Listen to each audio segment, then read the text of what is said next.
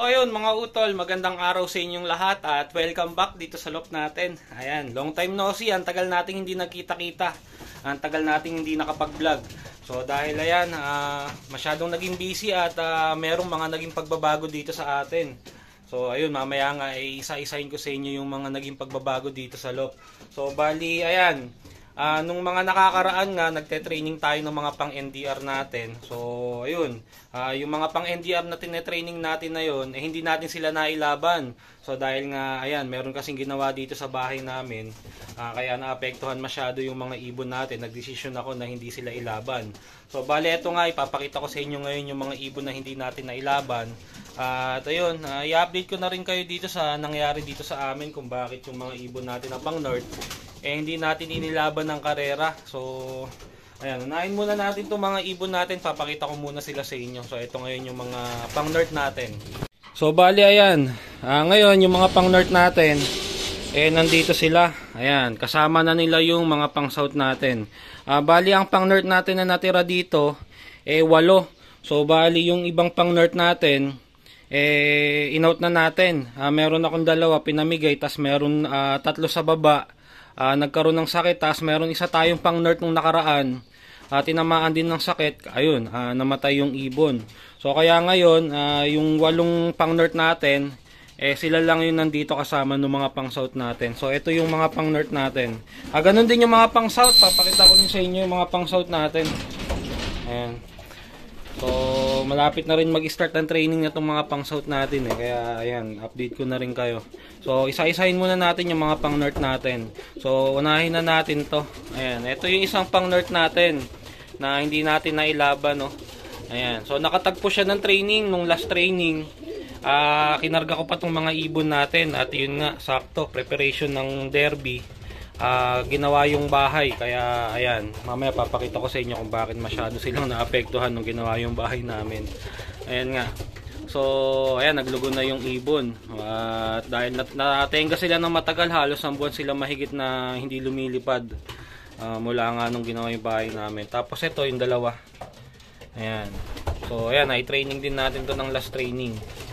Ayan sila, bali 3 na. Ito pa yung isa, ayan, yung Albert natin. Tapos ito, yung panlima. Ayan. Kapatid ng brown. Tapos, yung 3, ito. Saan ba? Ayun, ito yung 2. Ayan, yung ano natin. Yung isang white light natin na barako, saka yung isang bluebird natin na may suksok. Ayan, mga naglugon sila dahil matagal nga silang natenga. Tapos ito yung panghuli, yung pang-8. Ayan. Lugon din. So lahat ng pang-North natin naglugon kung mga ano sila, napahinga ng matagal. So kaya talaga nakuha maglugon ng mga ibon. Tapos yung mga pang-South natin, ito din sila Ayan sila Pakita ko sa inyo. Ayan, mga bihis na itong mga pang-South natin, makikinis na Kaso hindi ko rin to napalipad ng mga nakakaraan ko, mga yung bahay nga namin ginawa. So bulabog yung ibon kasi, kaya hindi tayo nagpa-low-play talaga ng mga nakakaraan. Ng mga ano pa lang, 3 araw pa lang ulit mula nung pinalipad ko tong mga ibon natin na to. Ayan. So ayan pang-South natin yan, naka-MacArthur pa Ayan, si Pingas. Tapos ito pa, ayan. Ayan, makikinis yung pang-South natin Ayan pa. Tapos, ito, meron isang young bird dito, pang-South. Narejikan tayo ng isang South nung nakaraan. Ayan, hinabol ko dito, kaso hindi ko na naturuan to ni viewing, hindi ko na i-viewing tong ibon na to So kaya malamang to hindi ko mailaban ng South yan. Kasi ito pa ayan, pang South din natin to Ayan. Kasi iba ito ayan sa baba. Ayan yung white light na isa, South din yan. Kasi ayan yung checkered. At ayan pa. So ang pang South natin dito parang ano ata 11. Mga pang-South din natin yan makikinis yung pang-South natin kaso di nga sila lumilipad. Tapos meron tayo isang brown. Ito isang brown. Etong ibon na to, ayan, ano lang to, dagit lang yan, pumasok dito sa loob ko. Pinatulog ko lang ng isang gabi dito sa loob, tas kinabukasan pinawalan ko, hindi na siya umalis.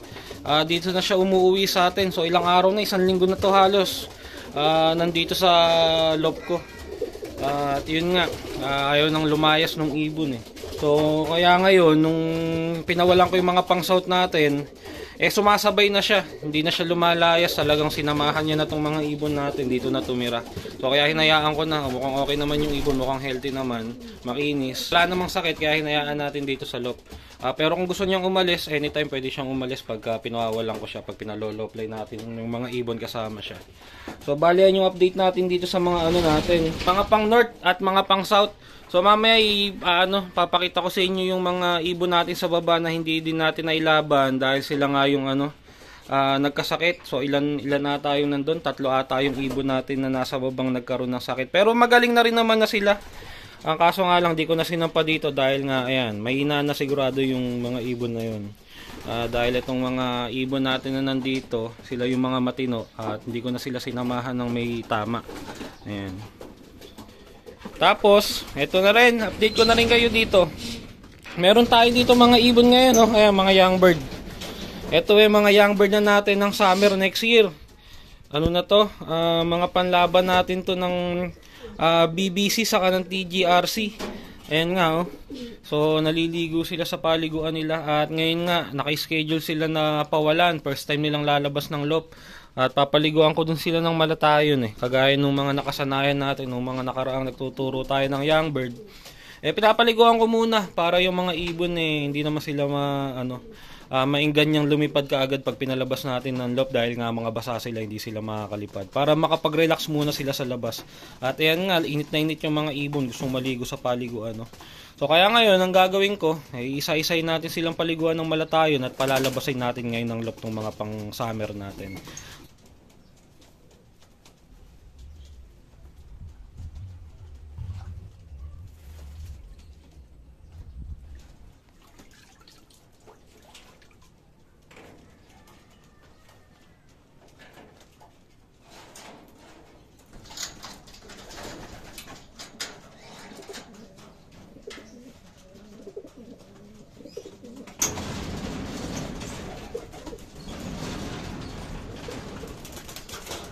So bale yan, ito na yung mga pang summer natin, mga nakaligo na at andito sila ngayon sa landing board ng loft natin.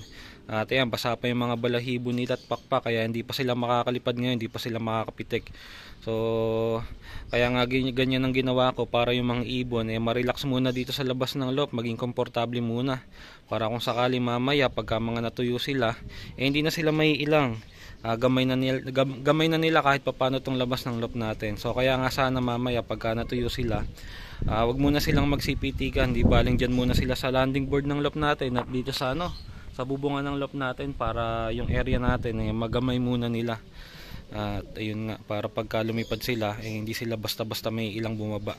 So bali yung isang south pala natin na young bird, sinama ko na, ayun ayan, nag-iisa. So bahala na siya, hindi ko na i-viewing yan. So lagi lang siya dito sa kulungan, pero yun nga, hayaan na natin. Kung matututo siya, matututo. Kung mawawala, mawawala. Ayan, kaya sana itong mga ibon natin wag silang magpasaway. So bale yun, pag-usapan nga natin yung yung naging pagbabago dito sa amin. Kaya ayan, yung mga ibon natin ng mga nakakaraan, yung mga pang north, na-training natin sila hanggang huling training, kaso hindi natin sila nailaban dahil ito nga, nag-construction dito sa bahay namin. Ayan kung mapapansin nyo, bago yung bubong. At ayan naitaas din yung bahay namin. Yung harap ng loft natin halos naabot na nitong kabilang bubong ayan kung mapapansin nyo. Ayan. So sakto nga kasi sa harap ng loft natin yung ginawa dito sa bahay namin. Yung mga ibon ko nung nakakaraan, yung mga pang north natin, talagang bulabog sila. So imagine nyo yung bahay namin, binabaklas yung bubong, buong bubong. Yung mismong sa kinatatayuan ng loft natin, saka dito sa harap ng loft, talagang yung mga ibon bulabog sila. So kaya nga ang nangyari, kahit na nakatagpo sila ng training, hindi ko na pinilit ilaban ng derby dahil nga yung mga ibon sigurado maiilang. So ang tagal nung naging gawaan din kasi, halos 1 buwan mahigit, kaya yung mga ibon talagang hindi ko na nilaban. So baka mangyari mag-donate lang tayo, kaya hindi ko na sinakripisyong ilaban yung mga ibon. So kaya ang nangyari, inista ko na lang sila dito. Kahit nga paloplay, hindi tayo nakakapagpaloplay dahil nga yung mga ibon na ilang. So nung first time ko nga sila pinawalan ng nakaraan, ayaw mga magsibaba ng mga ibon natin, pero yun nga, wala naman silang magagawa, kaya ayun, kahit pa paano pa isa-isa na bumaba sila. At nasanay na rin naman ako mo dito nga sa bubong namin, halos wala naman nang gagawin, halos tapos na. So kaya nga ngayon ang mangyayari, yung mga ibon natin na na pang north, baka ilaban ko na lang sila ng south, or kung hindi man, baka summer next year isasabay natin dito sa mga young bird natin. Pero pag-iisipan ko pa rin, dahil lumilipad naman na sila ngayon, napaparonda ko na, kaso mahihina pa, di pa natin sila napapalipad ng matagal. Ganun din tong mga pang south nga natin, mahihina rin. Yung mga pakpak nga din ng mga pang south natin, di ko na rin nabunot. Pero may ilan-ilan sa kanila na kung mga magugulang yung ibang pang south natin, halos tapos na, patubo na lang yung dulo ng pakpak. Kaya ayun, susubukan natin, baka mailaban pa natin yung iba. Ganun din yung mga pang north, pag-iisipan ko pa kung saan natin sila mailalaban ng maganda. So bale yan, ito yung mga ibon na ibinaba ko na nagkasakit. Bale meron 3 ditong ibon natin. So ito yung dalawa, ayan, yung checkered na to, saka yung white light. Tapos ito yung black check. Ayan. Pero magagaling naman na yung mga yan, kasi hindi ko na nga sinampa dun sa loop natin dahil sila yung nagkasakit. Mahihina na sigurado yung mga ibon, no? Ayan. Tapos merong isa na nagkasakit din, namatay. Tapos yung dalawa naman, na-out ko na yun, pinamigay ko na yung dalawa. So kaya nga ito, meron 3 dito, tapos yung dalawa napamigay ko, tapos yung isa namatay. Tapos ito meron dalawa, yung brown na yan, yung isang brown, no? Kung matatandaan nyo kay kuya yan. Ito nailaban pa ni kuya ng derby to, kaso yun nga, nagbutas siya ng isang lap tapos yun, nung napahinga yung ibon, lumabas yung sakit niya, one eye cold, ayun, no? Ayan, siga pa. Tapos yung isa na rin na to, ayan, kay kuya din yan. Pero magaling na tong ibon na to, kaso hindi na rin nga namin binalik doon dahil nga yung ibon nagkasakit. So malaki ang hinina, kaysa tutukan namin tong ilaban, kung ano na lang yung mga natira doon sa taas na pwede namin ilaban, sila na lang kaysa dito sa mga ibon natin na nagkasakit na to. Ayan, pero magagaling na nga yan, pero lang dito sa brown. Ito kasi huling-huling nagkasakit tong brown na to. Ayan, ayan. Pero papagaling na rin siguro. Ayan, makikita nyo isang mata, maga, pero nung nakaraan pikit na pikit yan Ayan. So ayan yung mga ibon na hindi rin namin nailaban. Ayan yung mga ibon natin na tinamaan ng sakit. Ayan. So ayan, at nandito na ulit tayo sa loop, at yung mga pang summer natin, ayan na, halos tuyo na sila. At sa ganyang sitwasyon, pwede na silang lumipad, kaya sana wag muna silang lumipad. Hindi baling dyan muna sila, maglakad-lakad muna sila, maglibot-libot dito sa loop natin, dyan sa landing board, dito sa bubong ng loop, at kahit dun sa taas, wag lang muna silang roronda. So dahil nga yan, yung mga ibon natin na to, first time pa lang nila lumabas ng loop, kaya ayan, talagang bantayin. So kaya ito, nakaalalay tayo sa mga ibon natin kung sakaling may lilipad, kailangan tawagin din natin kaagad. So sanay naman na silang tawagin, kaso nga syempre, first time nila sa labas ng loop nakakapanibago yun para sa mga ibon natin. Kaya ayan, kinakailangan makapagano muna sila dyan, mag-relax muna nga sila dyan. Kailangan makomportable muna sila para hindi sila mailang. Kaya ayan, bantay-bantayan ko muna itong mga pang summer natin. Sana wag silang mangulit, wag sanang matigas ang ulo nitong mga ibon natin. Ayan. So bali yun, merong isang ibon na lumipad, yung natin, yung bird natin na pang south, yung habol natin. Ayan, at nalipad yung ibon. Kasi nakipag-away siya dun dito sa isang white light at nadiretso nang lipad yung ibon. Ngayon di ko na alam kung nasaan, no? Ayan, siya yung pinakamagulang Ayan, ito. Ayan, ayan. Dito lang siya paikot-ikot. So buti yung mga young bird natin na pang summer hindi naman sumunod sa kanya. Pero ayan, tinitignan siya ng mga pang summer natin. Ayan, at yung ibon nga na yan, walang viewing yan So sinabay na nga lang natin siya ng pawala ngayon dito sa mga pang summer natin, kaso ayan, lumipad siya kaagad. May hirapan bumaba tong isa na to. Ayan, pero dito lang siya umiikot Mababa lang siya dito sa bubong ng loop natin, okay na yan. Ayan,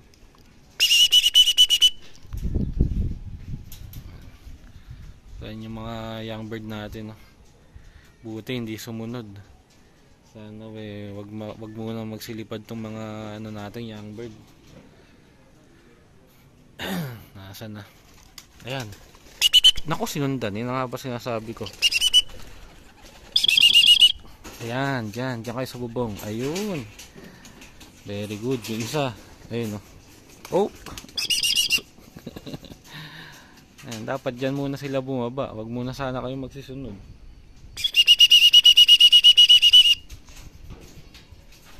So bale yun mga utol. At nagsiangatan yung mga ibon natin. Ayun sila, oh. Sumampa na doon sa kabilang bubong. Ayan. Pero buti hindi sila naronda. Ayan, malaking bagay yung paglipad nila, doon sila na diretso ng baba. Para kung sakaling ang roronda yung mga ibon, mas tanaw nila yan mas madali silang makakababa. Ayan, ang sana lang wag silang lumipad, rumonda, tas dumiretso papalayo. Ayun, pag ganun delikado yun. Malaki chance ang mawala. So wala pang masyadong panandatong mga young bird natin. Kaya dyan lang muna sana sila. Ayan, enjoyin lang muna nila yung natatanaw nila sa taas. Tapos ibang ibon natin, ito po. Ayan, meron pa tayong 5 dito sa landing board. Ayaw pang sumunod dito. Ayan, tapos iba nandito sa bubong na mataas ng loft natin. 3 ata yung sumampa naman dito sa kabilang bubong. Ayan, Ayan, ito isa, Ako, ito makulit tong isang to. Siya yung pinakaunang-unang sumampa, yung white type na yun. Ayan, so ayan na. Nakakakaba yung ganito dahil nagsisimula ng umangat yung mga ibon. So yung isa wala pa rin, hindi ko pa rin nakikita, hindi ko alam kung saan bumaba hindi ko na nasundan kung saan dumiretso yung ibon, pero malamang yun nandito lang yun, malapit lang yung binabaan ko sakali, hindi naman lalayo yun dahil magulang na yun, hindi kagaya nitong mga to, mga kalakasan ng loob nitong mga young bird natin. Huwag lang mahuhuli yung isa natin na yun, siguro baka makabalik pa. Mas nag-aalala ako dito sa mga young bird natin ng pang summer dahil yun nga, mga kabataan pa tong mga to, mga malalakas ang loob, pero yun nga, wala pa silang masyadong pananda. So bali yun mga utol, papasukin ko na yung mga ibon, yung 3 ayun na sa loob. Ayan. Ayan, yung ibang kasama nila eto pa, nasa labas pa, nasa taas pa yung iba, andyan, yung karamihan nandyan, tapos yung dalawa eto, ayan. So ang nasa taas 10 ibon, kasi isang lumipad kanina, yung bird ng south wala pa rin, di pa rin nagpapakita, mukhang nadisgrasya ata, pero kung hindi naman mahuhuli yan sigurado maya magpapakita yan. Ayan, tawagin natin, ayaw pang bumaba ng ibang ibon, nandun sila, nag-i-enjoy dun sa taas, tapos yung dalawa eto nga. Ayan.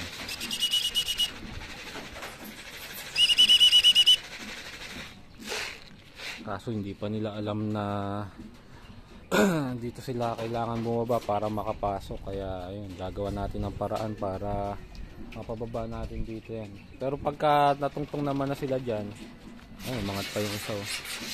Ayun. Nako, umangat pa parehas.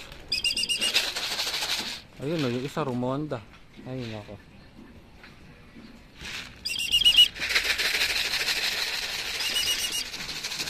Ayun ang sinasabi ko, isa. Ayan, nagliparan na. Nako, nagsunuran na. Yari. Ayun ang sinasabi ko.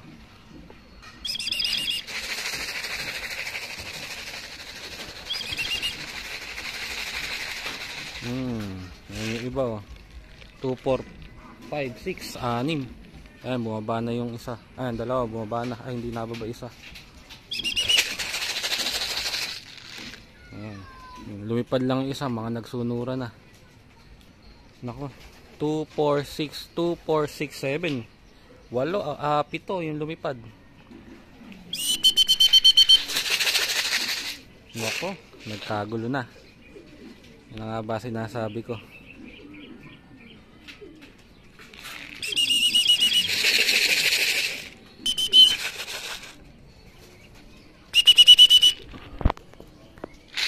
Ayun kung saan na napunta.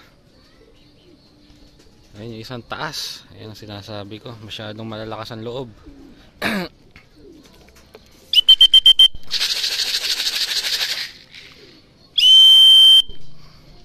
Itong isa Oh, itong isa sanay na oh.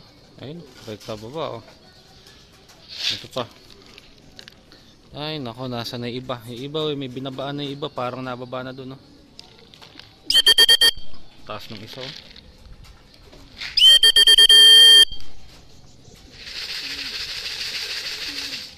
Ayun yung brown natin na isa yun oh.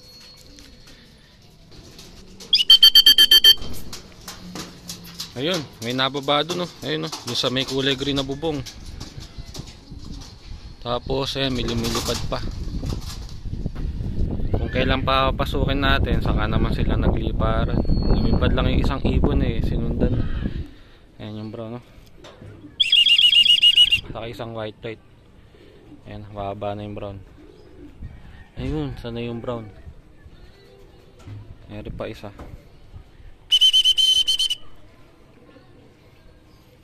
Ito ata yung pinakabata. Ayun isa.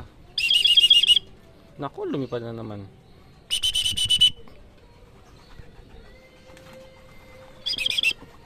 Ayan yung pinakabata. Ayan, nababa na yung pinakabata oh. Galing. Isa ito, dito bumaba. O yun mga utol, at nagpasukan na yung ibang young bird natin ng pang summer. So bali meron na lang naiwan dalawang young bird dito sa labas, tapos itong isang all bird natin. Hindi pala all bird, yung dagit. Ayan, so bali yung dagit natin kaya ako pinawalan para yung mga young bird natin mahilan yung bumaba dyan sa landing board, kasi yung mga young bird natin hindi pa sanay bumaba dito sa landing board, na ilang pa.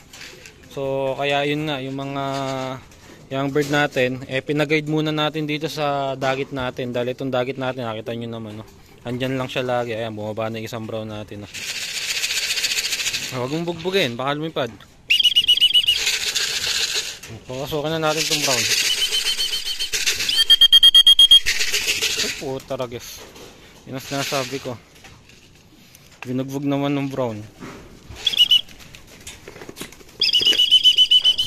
Yan, bali kulang tayo ng isa. Yung isa natin wala, yung isang blue bar.